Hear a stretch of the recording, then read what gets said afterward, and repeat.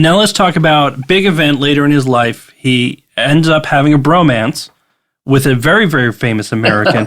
Teddy Roosevelt shows up because that's what Teddy does, and Teddy decides, I want to see the Amazon and go a little crazy. How did Rondon get pulled into this? Was he happy about hanging with Teddy Roosevelt? How did that come to be? Yeah, it happened because Brazil's foreign minister at the time Roosevelt visited had been one of Rondon's best friends in the academy. His name was Lauro Muller. And so it was obvious to him that Rondon was the guy. And so when Roosevelt expressed a desire to do this, they called on Rondon. He was initially hesitant about it at first because he had read stories in the press, as everybody in the world had, about Roosevelt, the big game hunter on these safaris in Africa and going hunting in the Rockies and, in the Dakotas. He didn't want a safari. He wanted a true scientific expedition. And when Roosevelt said, yeah, I'm down with that, that opened the door. And in fact, the official name of their 6-month effort, it's called the Roosevelt-Rondon Scientific Expedition. And dozens of scientific papers came out of it afterwards. So when they met, there was this kind of mutual respect. Rondon knew that Roosevelt had been a leader of troops in combat in Cuba, and that Roosevelt's courtesy title was colonel.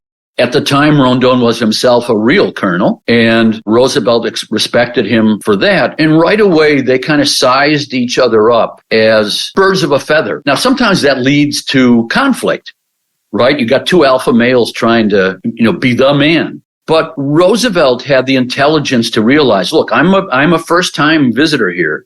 I don't know this world. Rondon knows it back and forth. I'm going to defer to him as much as I possibly can. And he did. That's not to say there weren't moments of tension between the two of them.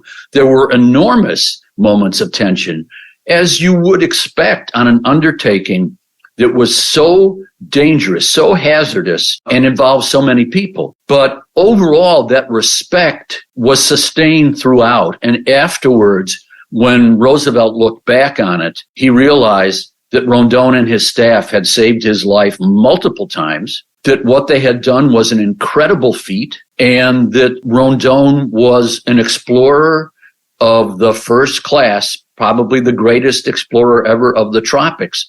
And he tried to spread the gospel of Rondon when he returned to North America.